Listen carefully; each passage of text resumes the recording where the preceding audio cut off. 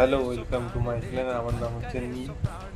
আমি আগের দিন একটা ভিডিও ছেড়েছিলাম যে আমাদের ওয়েস্ট বেঙ্গল থেকে মোদিজি বাংলাদেশ হতে বাঁচিয়ে নিয়েছে। ঠিক আছে, তো এই এই ভিত্তিতে আমি একটা ভিডিও ছেড়েছিলাম, বাট আমার কথাটা মনে হচ্ছে সত্যি, যে উনি সত্যি হয়তো বাঁচিয়ে নিয়েছেন, এই সত্যিই বাঁচিয়ে নিয়েছেন।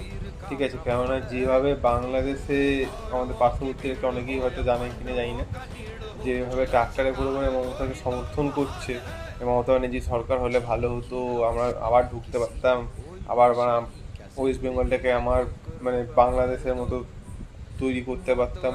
কিন্তু ভগবান সেটা চায়নি, হয়নি। তো এটা একদিক দিয়ে ভালোই হয়েছে।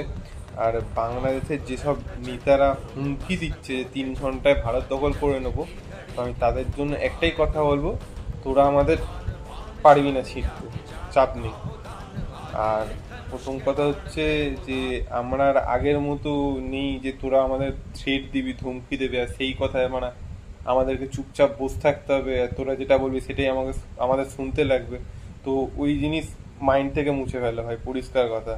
এখন আসবে দখল করতে, যদি ঢোকো ছেঁচে রেখে দেবো ভাই, পরিষ্কার কথা। জয় শ্রীরাম, টাটা।